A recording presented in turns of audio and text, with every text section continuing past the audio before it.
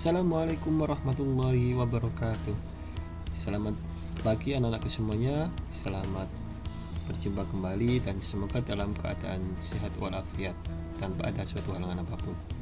Oke, pada kesempatan kali ini kita akan meneruskan atau kita melanjutkan materi berikutnya, yaitu tentang pengambilan gambar bergerak, dimana pada kesempatan kali ini kita akan membahas mengenai sudut pengambilan gambar atau angle dan bidang pandang gambar atau frame size.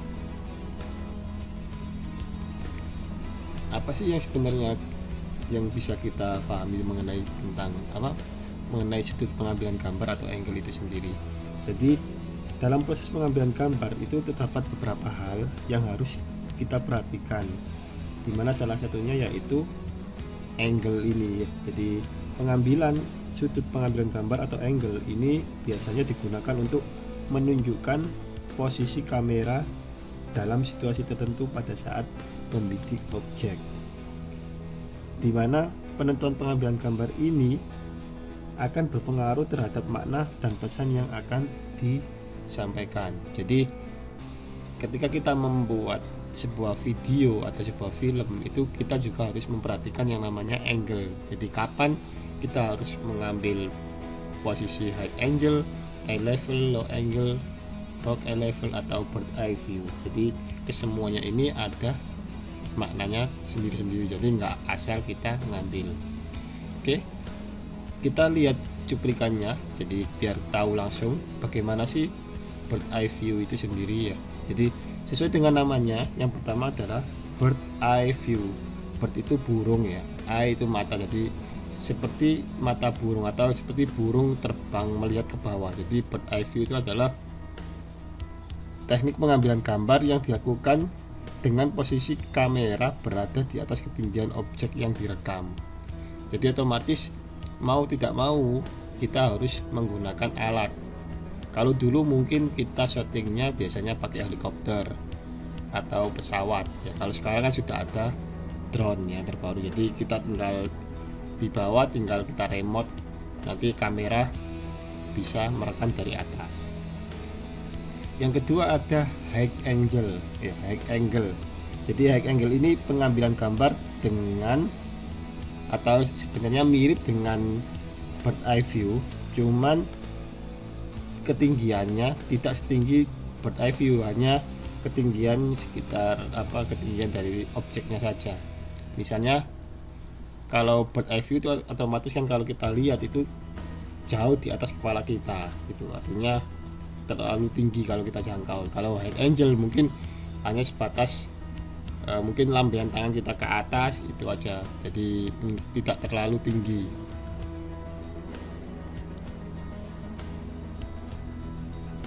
Kemudian yang ketiga ada namanya eye level atau disebut sebagai normal angle, karena pengambilan gambarnya ini sejajar dengan objek, jadi sejajar dengan mata kita, makanya disebut sebagai eye level.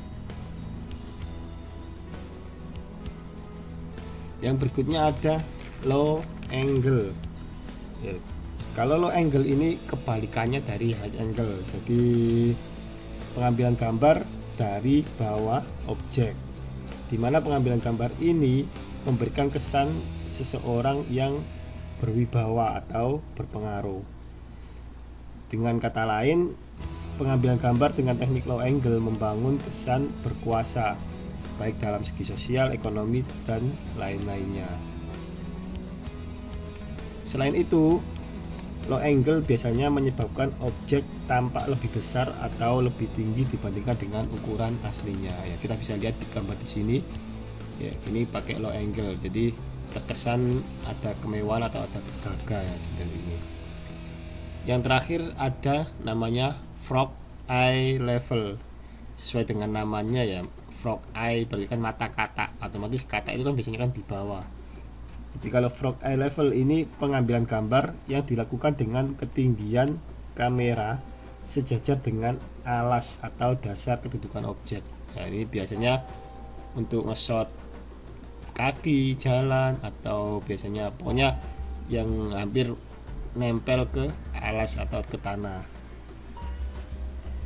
Biasanya ini diibaratkan seperti mata seekor katak yang berada di tanah memandang ke arah objek, di mana pengambilan gambar ini menghasilkan kesan mengerikan dan terkadang juga penuh misteri. Jadi memang ini biasanya dibuat untuk sinematik ya kalau itu. Jadi biasanya memang kita ngambilnya dari bawah banget. Kalau kameranya ya sampai delosor, artinya kan dari bawah gitu. Biasanya ya kameranya ditaruh di lantai atau di tanah. Oke, kita masuk ke bidang pandang gambar atau frame size, dimana dalam pembuatan sebuah film itu biasanya kameramen harus memiliki pemahaman tentang cara membuat ukuran gambar atau frame size, dimana setiap ukuran gambar memiliki maksud dan makna masing-masing tergantung dari pertimbangan kameramen dalam mengemas ukuran gambar berdasarkan kebutuhan skenario sebuah adegan. Nah, dari ukuran bidang gambar ini terdapat hampir ada ya lebih kemungkinan mungkin kalau sekarang lebih dari 9. Ini yang biasanya dikenal ada extreme long shot, ada very long shot, ada long shot, ada medium long shot, ada medium shot, medium close up, big close up, extreme close up. Ya nanti yang lainnya mungkin bisa dicek atau bisa kalian cari di internet. Mungkin yang terbaru ada namanya full shot, terus ada apa lagi ya, silakan dicari nanti. Oke, kita langsung masuk ke bentuk hasilnya biar nanti kalian tahu ya. Di extreme long shot itu gambarnya seperti apa? Nah ini kita lihat di sini ya. Jadi sangat-sangat jauh, terus ini kan sesuai dengan namanya ya, extreme long shot. Jadi teknik pengambilan gambar ini dari jarak yang sangat jauh, dimana teknik ini tidak menonjolkan objek sama sekali ya, walaupun di sini ada objek tapi objeknya tidak kelihatan. Yang kelihatan malah area backgroundnya lebih luas dan sangat ekstrim. Extreme long shot ini biasanya digunakan ketika pembukaan film sehingga dapat menangkap perhatian penonton sejak awal. Jadi kadang biasanya memang untuk pembukaan film atau intro, atau juga bisa jadi memberikan kesan sesuatu yang ekstrim atau kepingin memperlihatkan area ini ya, area backgroundnya atau area yang luas. Jadi biasanya kita pakai extreme long shot. Yang kedua adalah very long shot atau VLS. Jadi pengambilan teknik ini mempunyai komposisi panjang, jauh, dan luas yang lebih kecil dari extreme long shot, dimana teknik ini biasanya digunakan untuk menggambarkan adegan kolosal atau objek yang banyak ya. Jadi bisa jadi ini kalau di film memang kayak ada adegan-adegan yang dengan orang-orang yang sangat banyak atau adegan-adegan kolosal. Cuman ini saya ngambilkan video yang gambar yang simple aja ya. Jadi very long shot ini objeknya ini masih kelihatan, tapi komposisi backgroundnya ini tetap masih lebih besar ya. Jadi bedanya dengan extreme long shot, kalau extreme long shot kita bisa lihat sendiri di sini objeknya tidak terlalu kelihatan, sedangkan kalau very long shot objeknya masih bisa kelihatan. Oke, yang ketiga ada namanya long shot. Jadi teknik pengambilan gambar yang memperlihatkan komposisi objek secara keseluruhan, dimana jika objeknya manusia biasanya diambil dari ujung kaki atau ujung kepala sampai ujung kaki, ini kelihatan semuanya ya. Kita bisa lihat di sini, ini adegan ada orang berjalan. Nah ini kalau kita lihat long shot ini kan masih tetap dominan ke backgroundnya, cuman objeknya ini semakin dekat, semakin besar gitu. Yang keempat ada namanya medium long shot, dimana teknik ini menyajikan bidang pandang yang lebih dekat dibandingkan dengan long shot.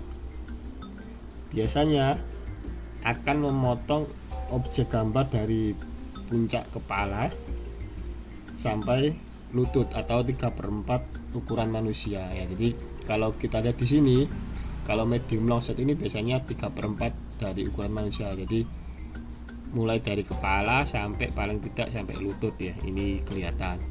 Dan memang biasanya masih ada headroom di sini. Kemudian yang nomor 5 ada medium shot. Ya, kita lihat di sini gambarnya. Jadi medium shot ini pengambilan gambar yang dilakukan dari batas kepala sampai ke pinggang. Ya, ini kita lihat gambarnya dari kepala sampai ke pinggang. Jadi dengan teknik ini biasanya memungkinkan penonton untuk melihat dengan jelas wajah, gerak-gerik, ekspresi dan emosi dari objek yang sedang direkam. Ya, ini kita bisa lihat di sini ekspresinya, objeknya ini sedang tersenyum akan sangat kelihatan dengan teknik medium shot. Yang keenam ada namanya medium close up. Ya, kalau tadi medium shot, sekarang medium close up. Jadi pengambilan gambar ini menyajikan bidang gambar atau bidang pandang dari batas kepala hingga dada. Ya, hingga dada di sini. Dengan latar belakang yang masih bisa kita nikmati. Artinya apa? Di sini MCU atau medium close up itu lebih besar dari medium shot. Jadi komposisinya semakin ngezoom ya. Jadi ini kita lihat dari kepala sampai dada, namun backgroundnya juga masih bisa kita nikmati, masih kelihatan di sini. Yang ketujuh ada namanya close up atau CU. Jadi di sini kalau close up itu menampilkan seluruh permukaan wajah dari kepala hingga leher bagian bawah, dimana pengambilan gambar ini untuk menunjukkan penggambaran emosi atau reaksi tokoh atau objek terhadap suatu adegan. Ya, kalau di sini close up-nya ini hampir penuh ya. Jadi ini masih bisa dikatakan close up karena masih memotong leher. Jadi masih dari kepala hingga leher. Jadi lehernya masih kelihatan. Ini namanya close up. Sedangkan untuk yang di close up di sini menampilkan bidang pandang dari batas kepala hingga dagu. Tujuannya ini untuk mengungkapkan kedalaman pandangan mata atau raut mukanya dan emosional pada wajahnya. Nah, ini ya. Kalau kita lihat di close up ini semakin dekat, semakin nge-close up atau semakin nge-zoom tampilannya. Dan kita bisa melihat di sini ekspresi dari objeknya. Yang terakhir ada namanya extreme close up. Ya, ini pasti sudah paham semuanya. Jadi extreme close up itu pengambilan gambar yang menampilkan bagian tertentu dari objek. Misalnya mata atau mungkin hidung atau mungkin juga bisa telinga, dimana tujuannya ini untuk menunjukkan detail dari suatu objek serta mendapatkan pesan verbal dari objek tersebut. Ya, misalnya mungkin nanti adegan melotot atau meneteskan air mata. Nah, itu biasanya akan bagus ketika kita memakai extreme close up. Jadi untuk pengambilan gambar atau bidang gambar atau frame size dengan sudut pengambilan gambar atau angle ini antara foto dengan video itu sebenarnya hampir sama, ya bisa dikatakan sama. Jadi kemarin kalian sudah mempelajari fotografi di kelas 11, di kelas 12 kita dialihkan ke video. Jadi sebenarnya prosesnya sama ya. Oke, untuk tugasnya biar nanti kalian bisa memahami tentang frame size dan angle. Jadi di sini tugasnya saya berikan untuk kelompok. Jadi kalian tugasnya adalah tugas kelompok, yaitu maksimal 4 orang, nggak boleh lebih ya. Silakan, pokoknya maksimalnya 4 orang. Silakan cari temennya, terserah siapapun. Tugasnya adalah yang pertama menonton sebuah film, entah itu film apapun, yang penting tidak melanggar norma. Dan nanti tugas kalian adalah mengcapture atau meng-screenshot semua gambar objek yang ada di film tersebut berdasarkan angle dan frame size. Jadi nanti kalian harus membuat laporan di Microsoft Word, di mana halaman pertamanya atau covernya itu berisi judul, tugas pengambilan gambar bergerak, terus ada nama kelompoknya. Kemudian di halaman berikutnya kalian tulis judul filmnya apa dan tahunnya kapan. Kemudian di bawahnya itu baru kalian screenshot semua adegan-adegannya. Jadi misalnya adegan pada menit ini disebut sebagai apa angle-nya, misalnya atau apa frog eye, ataukah ini bird eye, ataukah eye level, atau high angle atau low angle. Nah itu, jadi nanti kalian bisa screenshot sebanyak-banyaknya. Jadi sebanyak-banyak kalian menangkap gambarnya, jadi jangan sedikit ya. Artinya ya paling tidak kan semua dari materi tadi hampir berapa, 15-an itu ya, kalian bisa masukkan semuanya kalau ada. Artinya kan nggak semuanya harus ada, tapi yang penting kalian bisa menangkapnya. Artinya misalnya gini, kalau ada high angle-nya ada beberapa ya, kalian masukkan beberapa gitu, nanti yang lainnya beberapa, jadi nggak cuma satu-satu ya. Jadi kalau ada banyak ya tetap dimasukkan semuanya. Oke, tugasnya nanti dikumpulkan, kalau bisa sebenarnya lebih baik pakai PDF saja ya. Jadi tetap kalian buka Word, nanti setelah itu di save as ke PDF, jadi nanti bisa dikirimkan ke saya ya. Untuk pengirimannya nanti lewat apa, email atau apa, nanti saya kabari lagi. Dan batas pengumpulannya terakhir hari Selasa ya, Selasa depan itu tanggal 10 Agustus jam 1 siang. Jadi silakan, nanti saya kabari. Kalau mau ngirim silakan WA ke saya, nanti saya kasih tempatnya untuk kirimnya di mana. Oke, cukup sekian untuk kali ini, semoga bermanfaat. Kurang lebihnya mohon maaf. Assalamualaikum warahmatullahi wabarakatuh.